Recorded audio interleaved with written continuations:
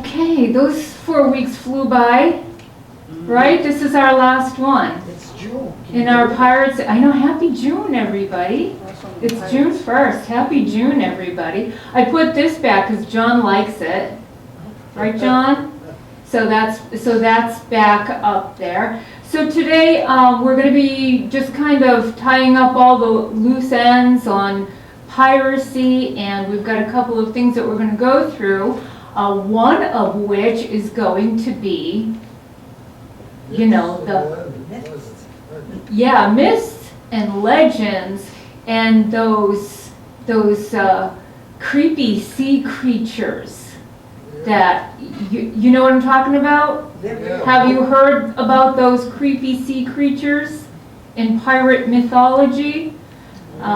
Yes, and the person that gave me the idea is Kiki. Kiki brought that up to me, and she said, you know what you should do? You know what we should include in this? And so I did. So we're going to do that, but before we get into it, we're going to just go over a couple of things that we talked about last week, and we'll just do that really quickly because I've got a lot of great stuff for you today, new stuff for you today. So last week, do you remember we talked about Blackbeard, and then who remembers the names of the two women? Yeah, excellent. Bonnie was one of them? Yes, and Bonnie, and yeah, Pat, wow, I'm so impressed. I am too. and Mary Reed. And where did we get most of that information? Remember, we had basically just the one source, because every other source went back to this source. And so it was from this person who we have no record of ever having existed. So it's kind of, it's all kind of interesting, and we have to just go by government documents on that these people that actually did exist, and then the stories are really speculative. But what do we have? We have descriptions of Blackbeard. You remember, he was just a meek, mild-mannered, no, he wasn't. He was a crazy, crazy man. And he was a privateer, and he turned pirate, and he used intense psychological warfare, right? You remember that? So he had lit sulfur smoke billowing from the sides of his head, and he did everything that he could to intimidate others, and it worked. I mean, he was good at it. He was successful at it. It really worked. Not to mention that he took on the Royal Navy and won. Remember that? And then he took on another ship that we were all interested in because it came out of where? Who remembers? Boston, exactly. Yes, the Protestant Caesar was the name of this merchant ship. It was a cargo ship, and so he came up against it, and they fought him, and they fought him off, but he couldn't let that go. So he stopped them, and then he wound up what? Burning the ship? Yeah, exactly, John. He wound up burning the ship. He could not let his reputation fall away or be diminished in any way. And the entire thing, there's an article that I found that tells the entire story. So it's pretty fantastic to read an article from a Boston newsletter from 1718 was the date on that. Oh, by the way, when I edit these to put them on the YouTube channel, and I put a wrong date. I have to make a correction. So I put a wrong date for when he fought the Royal Navy. I put a wrong date up there. So anyways, I guess it doesn't really matter because you probably don't remember that, right? I didn't mean it to come out like that, but you probably don't remember the date. I've been hung up on that all Were you upset over that for a long time? waiting for me to come in and make my to make amends on that, but the date was, I think I put 17/11, it was supposed to be 17/17 that happened. Anyways, I apologize, my apologies for that. By the way, just a quickie, last night on Jeopardy, Yeah, the big question they had was about is the mark, what was the? oh, the letter of mark. Yes, and then they asked about the opposite, and the girl had said profiteering, and they took the money away because it's piracy. But that was the question they had on there. Oh, isn't that interesting? Yeah, nobody else saw Jeopardy last night? See how head tops just, it just sticks with you. It just seems to resurface all week long. Okay, and then what did he do? He sailed down to South Carolina after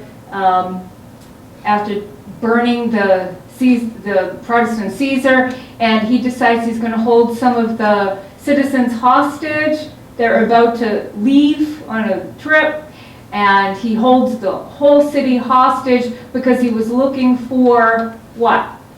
What was his request? Do you remember? Medicine. Remember, he wanted 300 pounds of medicine.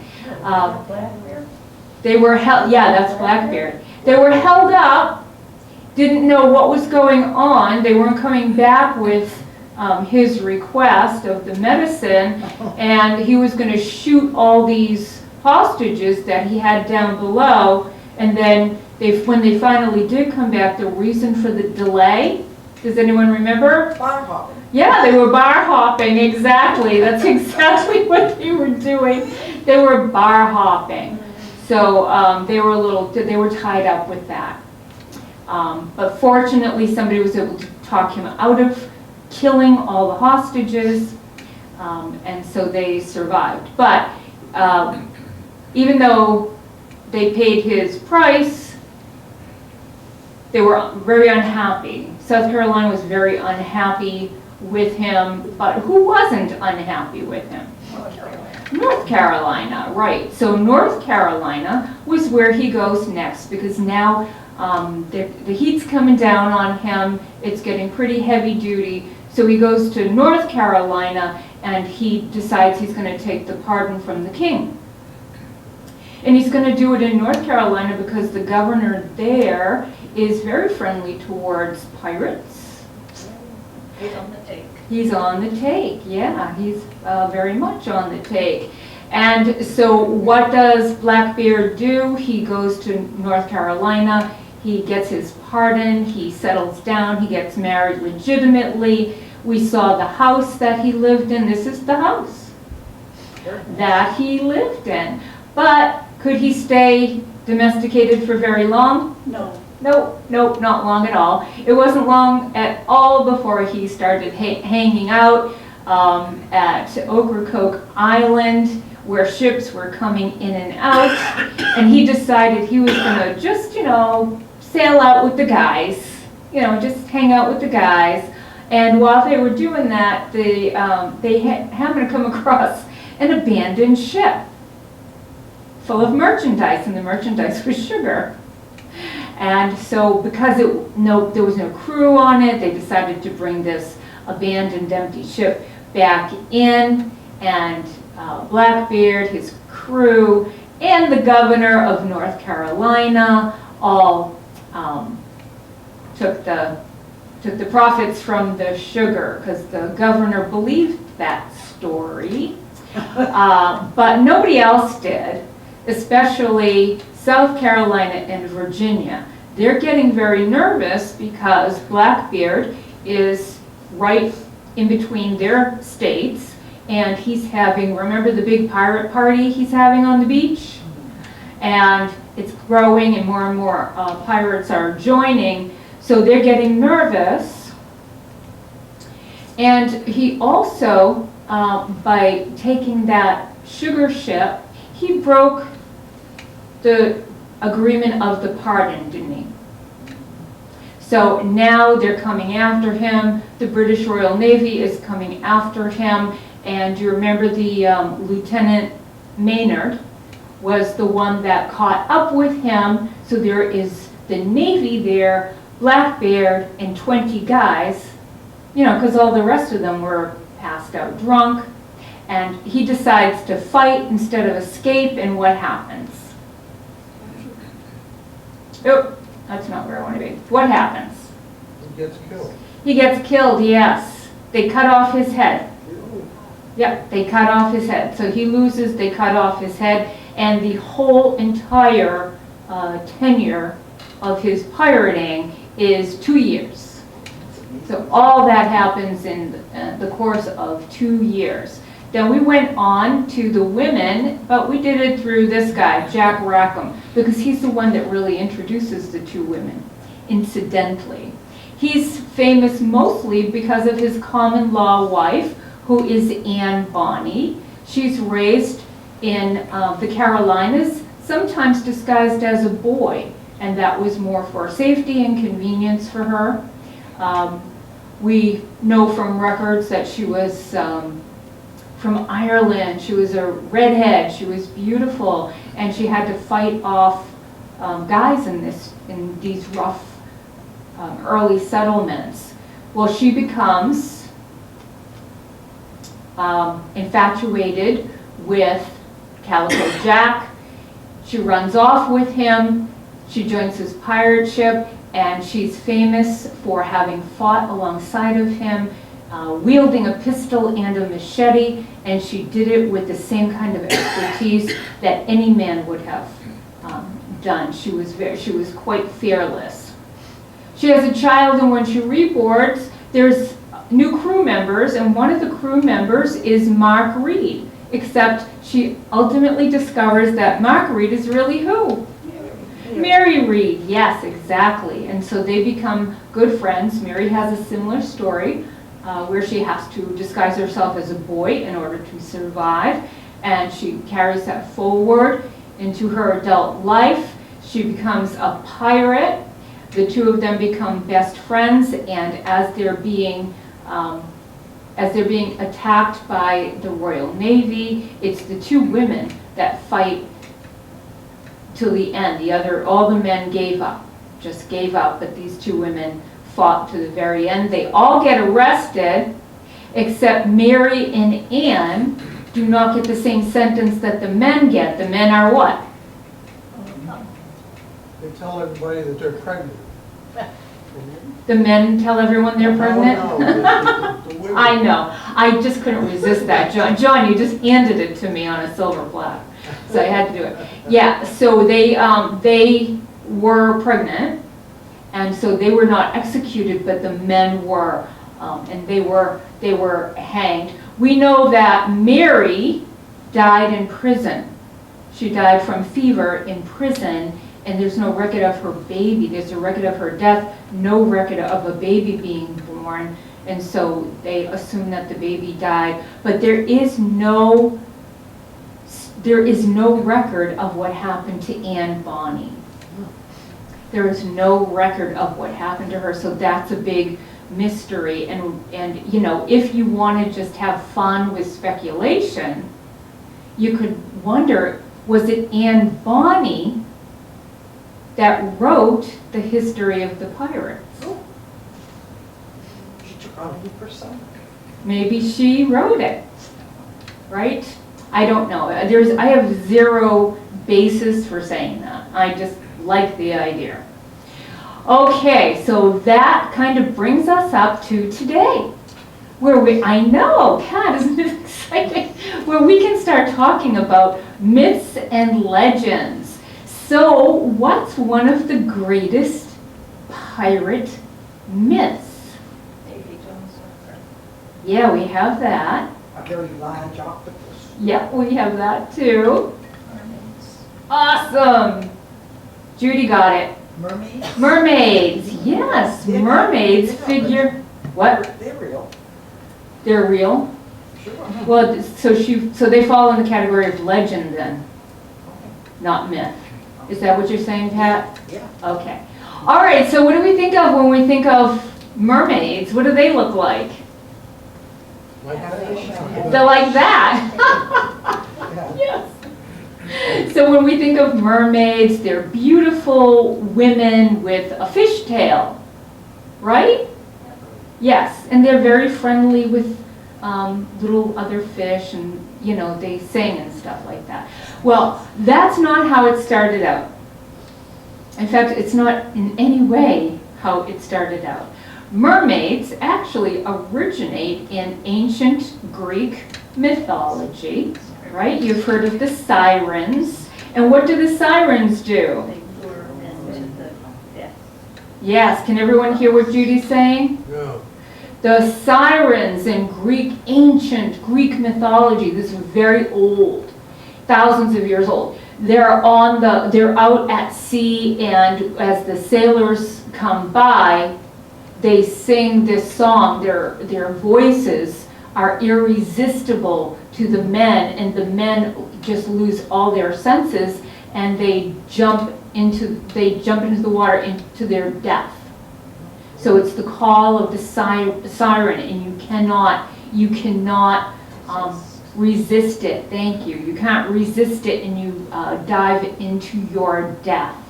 And so they have a very evil. They're evil. They're not beautiful, helpful creatures. They're evil creatures that are calling you to your death. You actually will probably be very surprised to know that they are not fish-like. They are bird-like. They are, the original mermaids sirens are bird-like. And I found a pottery design here. See right here?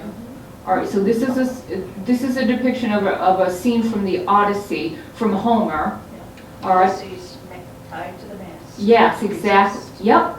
And this is one of the sirens, and you can see originally sirens were bird-like. Okay. One of the earliest mermaid legends appears in Syria around 1,000 years old, and this is where we'll find a mermaid half fish. All right, so she dives in, the ancient goddess dives into the lake, and she takes on the form of a fish, but the gods aren't happy about that because that would disguise her beauty, so they only allow for the bottom half of her to become a fish, and the top half of her would retain her human-like beauty. And that's the oldest mermaid story that we're aware of in the fashion of mermaids as we know them today. And here are some reliefs of mermaid-type goddesses. Those are all from the Far East. Yeah. Yeah. And then are there mermans? Yes. Yes. So we have a couple of situations where we have mermans. This is Dagon, the Persian god, an ancient Persian god. And you know who this is? Poseidon. Poseidon. Yeah, Neptune or Poseidon, whichever way you want to call him. So these are steeped in ancient mythology. And it's not until the time that we're talking about now where they become these mermaid creatures are female, and they are helpful. And so the tales that the pirates are telling is that these mermaid creatures, beings, come up out of the ocean to save the pirates. They save them. And so now, all of a sudden, they are a symbol of good luck instead of bad luck. They had been a symbol of bad luck up until that time.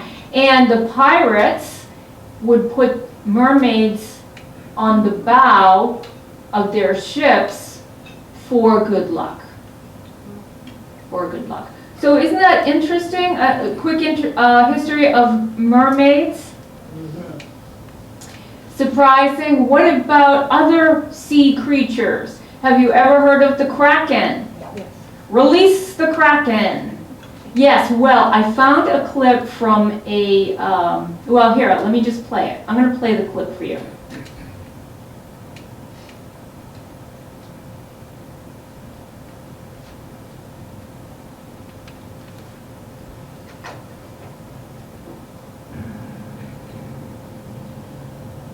Release the Kraken. Yes, release the Kraken. Recognizable by its massive size and tentacled limbs, the Kraken is one of the most legendary and feared sea monsters of the deep. Stories of the Kraken say it could take down whole ships, grab sailors off decks, and create whirlpools, all to get humans into the water and into the monster's waiting beak.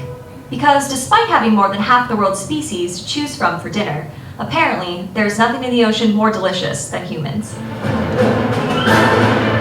I'm Dr. Emily Zarka, and this is Monstrum. We know less about the oceans on our own planet than we do about our solar system. And before we started going to space, sailing far away from land was just about the scariest, most uncertain trip a person could take. So much about the ocean is inherently terrifying. It's dark, vast, deep, and unpredictable. It sparks our imaginations of what could lie beyond the horizon or what lurks beneath the waves. And that's where the Kraken comes in. Release the Kraken.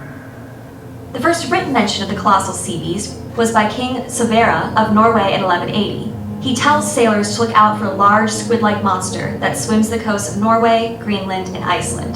Since then, the Kraken has continuously appeared in literature, most famously in the works of Jules Verne, Victor Hugo, and Alfred Tennyson. It's not surprising that we first find this creature in Northern Europe, given the reliance the Nordic people had on the ocean for trade, travel, and survival. Unlike other sea monsters that require a bit more imagination, the idea of a giant, tentacled creature prowling below the surface of the water, waiting to take down unsuspecting ships and sailors, makes sense. Because there are living organisms that fit the description, minus the sailor eating part.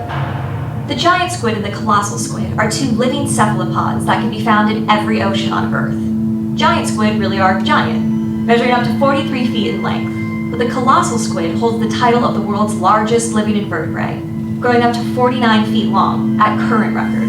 The largest one found so far weighed over 1,000 pounds. Oh, and in addition to suckers, it has barbed hooks on its tentacles, and they are very fast swimmers. Both species frequent the deep, cold waters of the ocean, making it hard to see them in their natural habitat. Before the 21st century, no photographic evidence of a living giant squid existed. It wasn't until 2006 that we first caught these creatures alive on video. The Kraken is bigger than giant and larger than colossal. It's a sea beast with multiple tentacles that often acts aggressively towards humans. A Kraken is basically an angrier, much larger version of squid. Personally, I'm terrified of the Kraken. Something about those giant eyes, wiggling tentacles, and suckers just completely freaks me out. And I'm not the only one. Victor Hugo apparently hated anything with tentacles. In his 1866 novel, The Toilers of the Sea, a character has a frightening encounter with an octopus who wraps itself around his body and almost kills him. Hugo dedicates an entire chapter outside of the plot to rant about how terrifying and monstrous these, quote, devilfish are. Writing about, quote, what ancient legends call the Krakens, he describes them as glutinous masses endowed with a malignant will. Hugo describes how such a creature could wrap itself around a swimmer and drown them. And even goes as far as to say that they are capable of sucking blood with their tentacles. He summarizes his fear of suckers as stating, quote, claws are harmless compared with the horrible action of these natural cupping glasses. The talons of the wild beast enter into your flesh. With the cephalopod, it is you who enter into the creature. Yikes. There are real accounts of octopuses attacking and even drowning swimmers, many of which occur in the 19th century, the same time Hugo, Tennyson, and Verne wrote their Kraken stories. In Verne's 20,000 Leagues Under the Sea, Captain Nemo and his crew are attacked by not just one, but 10 or 12 horrible monsters, described as giant octopuses. It's a bloody, inky, chaotic fight scene, with tentacles flailing everywhere, and the crew defending itself with hatchets and harpoons. Tennyson's 1862 poem, The Kraken, depicts the monster as an apocalyptic force that will rise from, quote, his ancient, dreamless, uninvaded sleep one day, to be seen by men and angels. The Kraken appears in nonfiction literature as well, with reports of giant squid corpses beginning in the 14th century. We have accounts of massive tentacles washing ashore, and of giant squid corpses floating at sea. Sperm whales are the natural predator of giant squid, so pieces of the creature have been found in their stomachs, and they even sometimes get scars of huge sucker marks from a squid that put up a fight. Okay, but how does that explain the legends of Kraken attacking humans? Well, octopuses have attacked swimmers in divers. We have the footage. But there's another element at work: sharks. We need to take these predators into account when talking about the kraken. Though shark attacks are rare, they do happen. Often, all witnesses would see is a flailing body, blood, and maybe even the victim dragged under the surface of the water, but no evidence of what was causing the attack. This established the idea that large creatures in the ocean posed a threat to humans. Combine that with sightings of the alien body of a giant squid or a large tentacle, and the kraken legend begins to take form. To quote Hugo, these animals are indeed phantoms as much as monsters. They are proved and yet improbable. The kraken is unnerving because it resembles a real animal. Sure, we don't have conclusive evidence of one over 50 feet long, but we've only measured about 500 giant squid throughout recorded history. We can hardly call that a representative sample of an entire species. All we really have are glimpses of a creature we don't completely understand.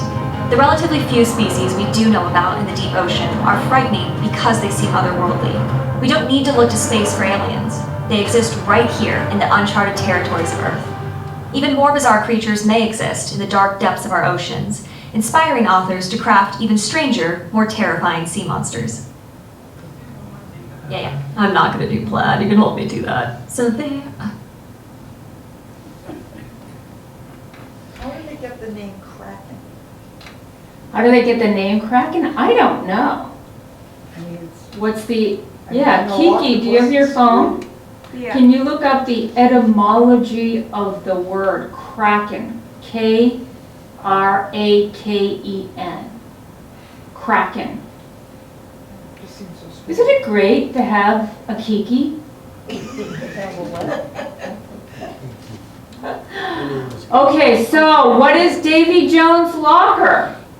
Have you heard of that? Yeah. Does anybody know what that is? No. Down below the feet. Nobody really does. So it just means dying at sea.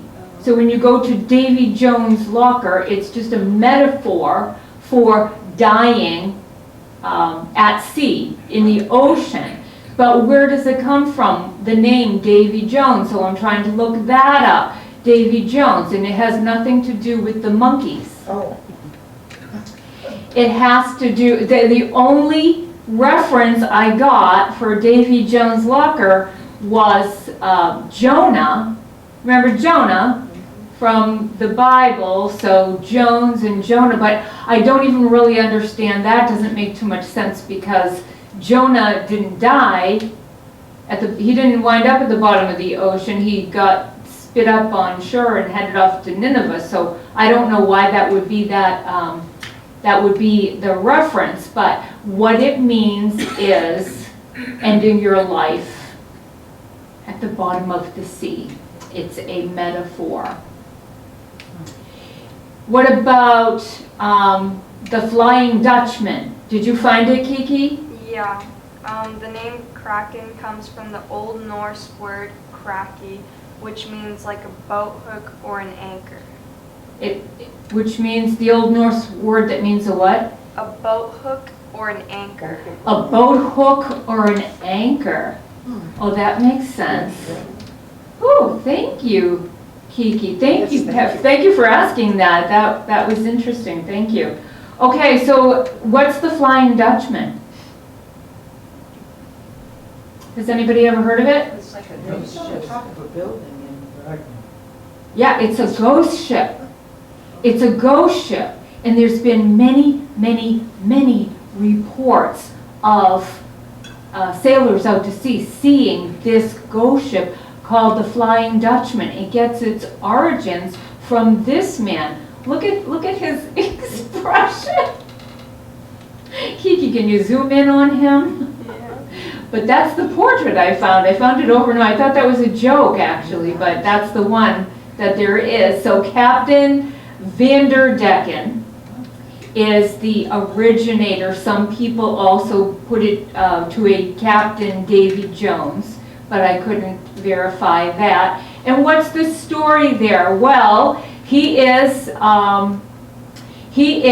sailing around the Cape of Good Hope, and he's got his treasure on board. He's got it, and so he wants to make it across and go to India, where he's going to be able to sell it and become very wealthy. Except a huge storm blows in. It's huge. The crew is begging him, don't try this, don't try it. Pull in to port and just wait out this storm. And he's defiant.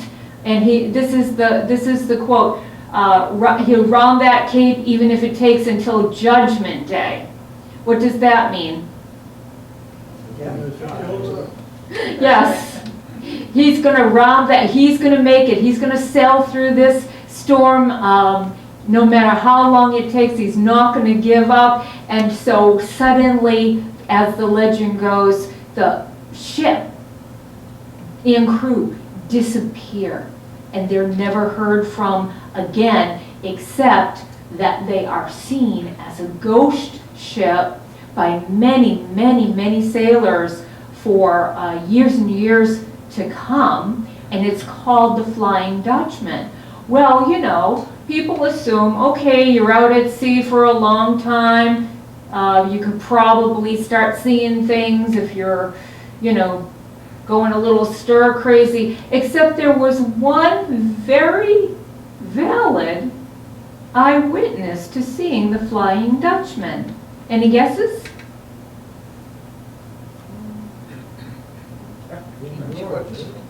King George, before he was king, all right? The royals joined military service. The men joined military service, and he was Prince George at the time, and he was out to sea, and he has a written report of having seen the Flying Dutchman. And here it is. I'll just let you read it. He describes it. He gives the day, the time. He describes what happened.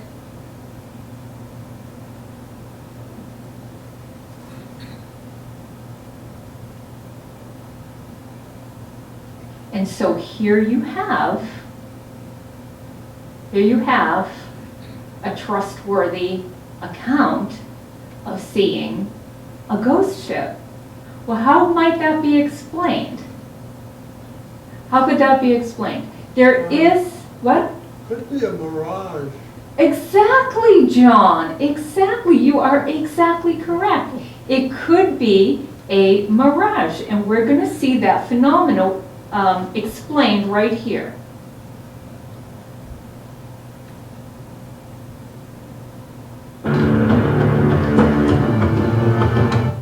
Floating ship photographed off Cornish coast. Images of what appears to be a floating ship have been captured as the result of a rare optical illusion off the coast of England. David Morris took a photo of the ship while walking near Falmouth, Cornwall. Superior mirages occur because of the weather condition known as a temperature inversion, where cold air lies close to the sea, with warmer air above it.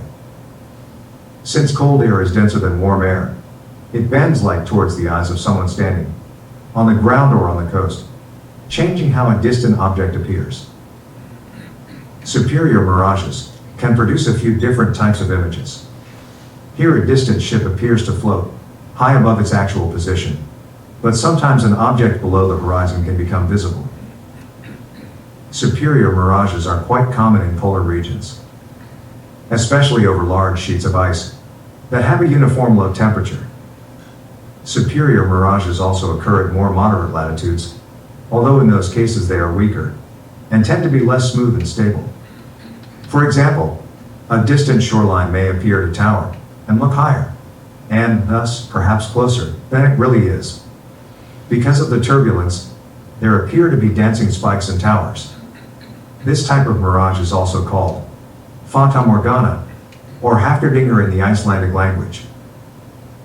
A superior mirage can be right side up or upside down, depending on the distance of the true object and the temperature gradient.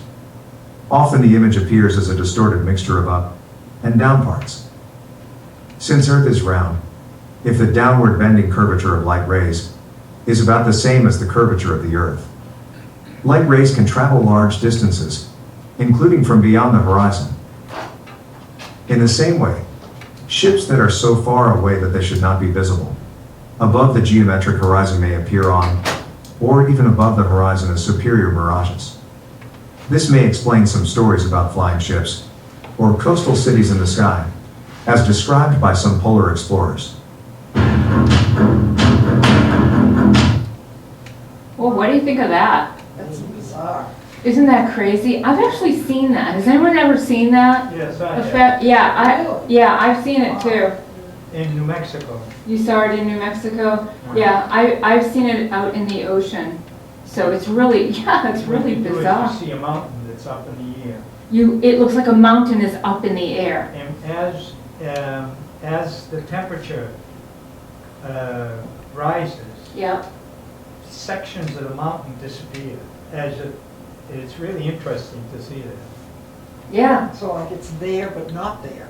yeah, so it, Oh, yeah, so it's as just a it, reflection of what's over the horizon, and it brings it up into the sky. Okay. And so now, as that warms up, you're losing that reflection, because that part of the sky, the clouds, are warming up, and they're letting it disappear. yeah, it's disappearing. Well, thank you, Roland, because there's also reports of floating cities, Yeah, which would be the same, thing. yeah, same thing, yeah, so a floating mountain, floating cities. So it could be, so the Flying Dutchman could be explained by what is called a superior mirage. Or if you like to just have a little magic in your life, we can just think that it's a ghost ship from Captain Van Decken. Yes. What about Treasure Island? Have you all read the book Treasure Island? It's a book about what? Treasure. Buried treasure, exactly. It's a book about buried treasure. And it's a book of fiction, right? A lot of the stereotypes that we get from about pirates come from Treasure Island. It's such a popular book. I've never read it. I have to be honest, I've never read it. But I know it's a book about buried treasure, pirate treasure. But let's take a look at that. This is going to be one of our myths. All right, buried treasure, pirates burying treasure is actually mostly a myth, because let's think about this logically for a second. They're attacking what? Yes, they're attacking cargo ships, and what's on a cargo ship? Cargo. Thank you, Nell. Lots of goods, right? And they could be anything. It could be spices, it could be, silk and satins and very delicate pottery. Do you think they would bury that? Does it make sense that they would bury that? No, why would they bury it? Why would they bury it? Wouldn't they want so what you do is you bring in the cargo, you sell it, you get the cash, Then you bury it. then what do you do with the cash? We know what they do with the cash. Go to the bar. You go to the bar, you drink the cash, right? We know we've had all kinds of stories, all kinds of eyewitness faithful accounts of what they do with their cash. Gotta put some in your 401k. Yeah, so we know they're not burying it, right? They're not burying it, they're spending it at the pubs. So where does this come from? Where does this idea come from? There is a famous story of someone, perhaps a pirate, perhaps a privateer, that did bury treasure and had a very good reason for burying his treasure. Any guesses? About to be captured. Captain Kidd, do you know the story of Captain Kidd? All right, let's hear the story of Captain Kidd. He's born in Scotland. Oh, look, I put that so little up there. I forgot to enlarge it. In 1645. And then the story kind of lies dormant for a little bit because apparently he didn't do anything interesting when he was a kid. So we have to get all the way up until the time he's a young man, and he is a privateer for a French-English ship. All right, so he's out on this French-English ship doing their thing when all of a sudden they get word that England has gone to war with France again. All right, so now you've got guys on a ship, and they're what? Yes, exactly. Some French, some English. So what do? Well, Kidd and his fellow Englishmen decide that what they're going to do is take over the ship, which they do, and they bring it to England as a captured ship of war. So now William Kidd, is a hero, right? He's a war hero. He's very well thought of. So he's he's doing very well for himself. And he's given the name Captain. So now he becomes Captain Kidd. His luck gets even better. If you're, a hero, where do you go? Well, you probably want to go to the big city, right? So he goes to the big city, except, it doesn't happen for a little while. He goes to New York. All right, this is what New York looks like in the late 1600s. But he goes to New York, and he meets somebody there, and he marries her. But she's not just a young lady from New York. She is a wealthy widow. So he marries a wealthy widow. He's got a great reputation. He did this amazing thing. He's well thought of in the fatherland, England. Now he's married to this very wealthy woman, and he's living in New York. They own property on Wall Street. Wall Street didn't look like it does today. All right, there's a sketch of the house that they lived in. Want to see? There it is. That was considered a mansion. That's on Pearl Street in New York. Pearl Street, New York. Their 3-story mansion. All right, so he becomes what? He becomes a socialite. That's not bad, right? He's about 35 years old. He's all set. He's got a great reputation. He's all set financially, and he can just hang out with all the elite of society. But he does want a job, and so he gets a job, and he's going to be a merchant captain, just, making runs from New York to Boston, just a little jaunt back and forth. He's just okay about it. He's just feeling kind of satisfied with it. When he meets the governor of New York, all right, this is the governor of New York. We'll call him Belmont. His name is Richard Coote, but he's the Earl of Belmont, so they call him Belmont. Now back then, in these little settlements, they, I guess, decided that the governors could have a few territories. So he's not just the governor of New York, but he's also the governor of Massachusetts, and he's also the governor of New Hampshire.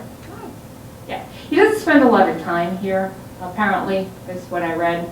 Anyway, so he meets this guy, and this guy says, I've got a proposition for you. I've got some silent partners, all right? They remain nameless, but we do know that they are very powerful lords back in England, and they're backers on this proposition. And what they want to do is they want to have Captain Kidd go pursue pirates. All right, go arrest pirates. Go track them down, arrest them, bring them back, dead or alive, doesn't matter, because they're really becoming a problem, and it's such a problem that there's another backer, and that backer is the King of England. All right? So the King of England is in on this deal with the four lords, with the governor, Belmont, with William Kidd, and there is an agreement. There's an agreement that he has. This is it, right here. All right? So why do they need somebody like Captain Kidd to go do this? Well, we know that England is now at war with France, remember?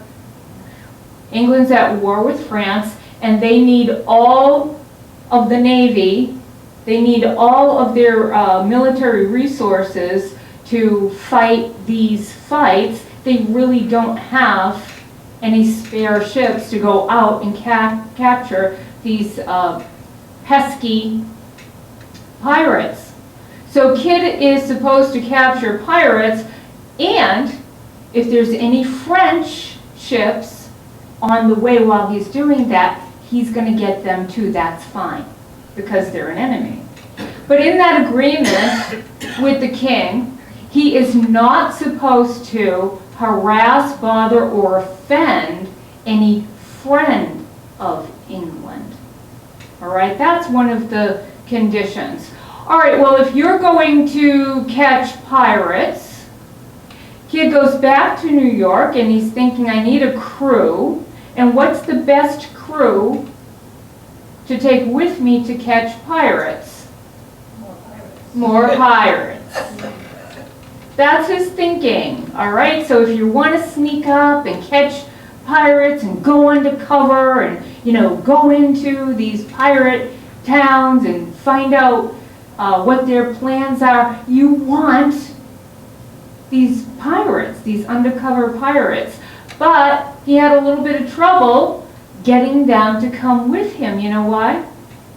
The king, the lords, and Belmont all in the agreement said that the crew would get 25% and that they would get 75% of the loot. Well, that's not the pirate code, all right? So if you're trying to attract pirates to come with you, and they could go on another ship and get 75%, why on earth would they go with you for 25%? So what does Kidd decide to do? Well, he's still in New York. He hasn't even set sail yet. He's decided, all right, I am going to change the agreement, and I'm going to give my crew 75%, and I'm going to give my backers 25%. How do you think they liked that? The backers? The backers. No. They didn't. So, right before he even leaves, what are the rumors? What rumors are starting to bubble up? He's back in the pirates. That he's going, yes, that he's turning pirate. He hasn't even started yet. And so all of his good luck right now is starting to totally change over. And so he's going to get his crew because he's promising 75% instead of the 25%. Nobody's happy about this in London. No one. All right, he finally does set sail because now he's got his crew, and they go out, and the first place they're going to go is where the pirates hang out, and that would be in Madagascar. He goes to Madagascar. But guess what happens? He doesn't find any. He doesn't take any ships. He doesn't uncover any pirate plots. There's nothing happening. What do you think? And he's out there for a year. So what is his crew feeling? Discouraged. Discouraged, yep. Are they getting frustrated and angry? Ready to mutiny? Yes. And what's happening back in London when a year has gone by and there is no capture of pirates, there's no progress being made? What are they thinking? Are they starting to believe the rumors that he's turned pirate? Yeah, because he's not bringing anything in. He's not doing what he was supposed to be doing. And yeah, the crew started to get upset, so he's got all this pressure on him, and out of frustration and anger, he threw a bucket at one of his crew members, a man named William Moore. And he hit him in the head, and Moore dies the next day. He died the next day. It seems like it was an accident. It was an aggressive act, but it was an accident. He didn't execute him, but because he threw a bucket at him and it resulted in a death, this comes back on him later on. Now, he is getting pretty nervous because he's got pirates for a crew that he's just barely controlling. His backers aren't very happy, so he leaves Madagascar and he goes up to the Red Sea because that's another hot spot for pirates. And when he's up there, he does happen to find a cargo ship. All right, and so he takes it over, he boards it, and when he does, he finds out one of the papers that they have is a French ship pass. So to him, this is a French ship. Is that okay for him to take according to the agreement? Yeah, because England's at war with France right now. All right, so it's not a pirate ship, but it is a French ship because some of the paperwork has this French pass. Now, what's happening in these times? Remember, everybody's got their own flag. So the French would have a flag and the English would have a flag. The pirates have their own flags. Do you think that you could get any kind of flag you wanted? And if you wanted to trick people, you could just raise whatever flag? That was happening. The other thing that was happening was these papers, ships would have all kinds of papers. They would have sometimes real passes, ship passes, sometimes real letters of marque, sometimes fake. So they had all kinds of papers and they all did it. It was just a common practice to trick people and try to cover themselves. Kid takes this pass and he takes all the cargo from that ship. So now he's feeling better because he's got a lot of pressure on him, right? His crew's satisfied and he's going to be able to bring something back to London. Well, he finds a second one, and this second cargo ship has luxury goods on it. This is a luxury cargo ship.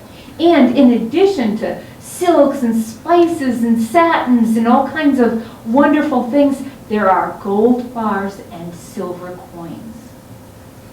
In addition to the merchandise that was on the ship. And again, as he takes over the ship, he finds that there is a French ship pass. All right, so now he's got two ships, he's got a lot of loot, and he's covered these, he's calling these legal attacks because he's got these two passes, right? They're French ships. Except they weren't. Except they're not. This second one, the luxury ship with the gold, with the silver and gold, that had a English captain. All right. It had connections to Armenian nobility who were friendly with the English, and connections to the East India Company, which is owned by England. And so he actually stole from the English. He actually stole from the English. That's a problem. He goes back to Madagascar where he finds out that he's caused a huge political problem. And when he's in Madagascar, he's hanging out with a bunch of what? Pirates. Does he arrest any? He didn't. He didn't arrest any of the pirates, and that is another part of, essentially that's what he was sent out for. He does not do that. But he finds out while he's there that he's wanted for murder and robberies, and he's wanted dead or alive. All right, so now he's in a lot of trouble. So you remember Belmont, the governor of New York, Massachusetts, and New Hampshire? All right, the one that initially put him in touch with this project in the first place. He's kids reaching out to him saying, I've got these French ship passes. They were French ships. I've been keeping my end of the bargain, and now I hear that there is a price on my head. And Belmont says, come meet me in Boston. There's no problem. You've got these ship passes. There's no problem at all. Just come on in. Do you think that kid totally believes that? No, he doesn't 100% believe it. Now, he's got those French ship passes are right in his pocket, right in his top pocket. He's not letting go of those, but he also decides that on his way to meet Belmont in Boston, he's going to stop here, all right? He's going to stop on Gardner's Island, right off of Long Island, and guess what he does with some of the loot that he had gotten in the Red Sea? So here's where the buried treasure comes from. This is the buried treasure, and what he's doing is he's going to give himself a little insurance policy, all right? Because in addition to the passes that he has, if he buries these gold bars and silver coins, if they arrest him, he's going to be able to say, only I know where this is. I know where this is. So he thought that would give him a get-out-of-jail-free card by having that. So he does. He buries the treasure. He goes to Boston, he meets Belmont, and guess what Belmont does? Arrested. Yeah, he arrested him because Belmont is too terrified of these high, powerful lords out of London. He doesn't want them to think that he is pirating in cahoots with Kidd, and so he arrests him and he puts him in jail. This is the jail that he's placed in Boston. All right, and here's the map. It's on the corner of Tremont Street, School Street, and is it Washington Street?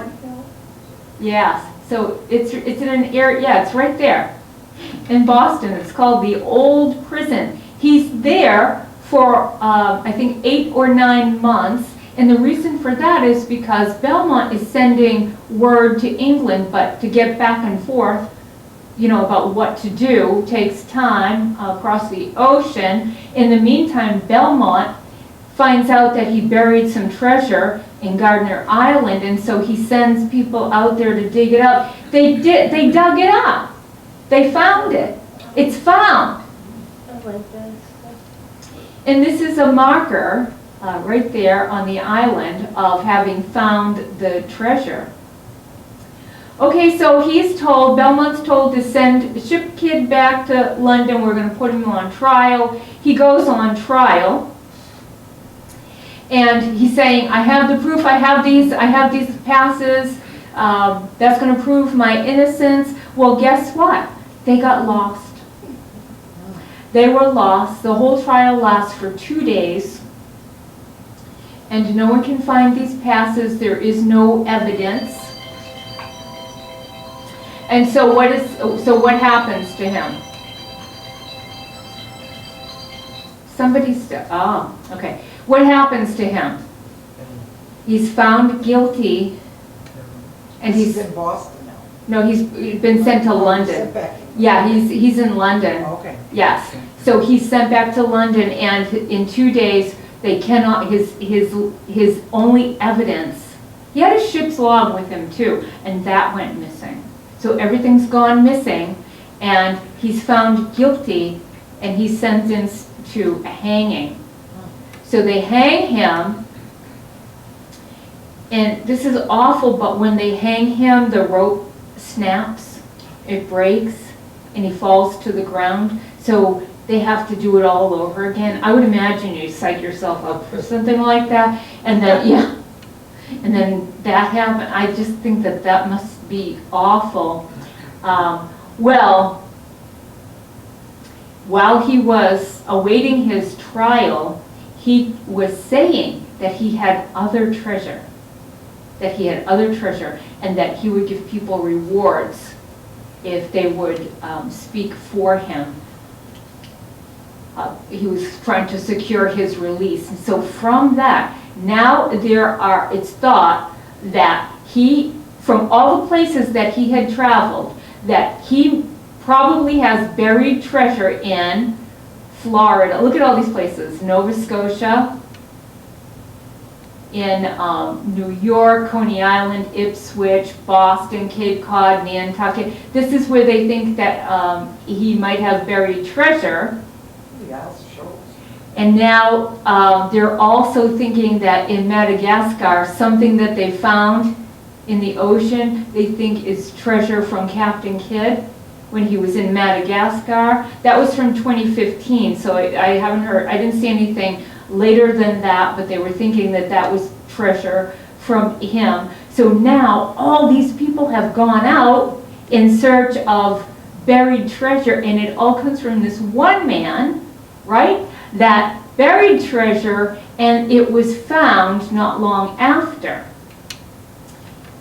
in off of Long Island.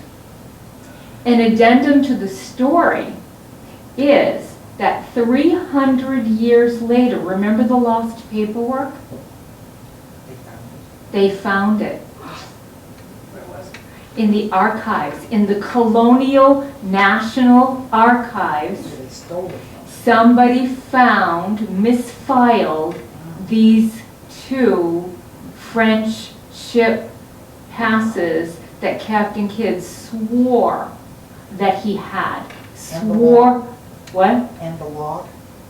They didn't, it doesn't say anything about the log, but if these two ship passes. All right, so, Is this in the US or in England? England. In the archives of They So- removed them from him, They must have. hid the evidence. Yes.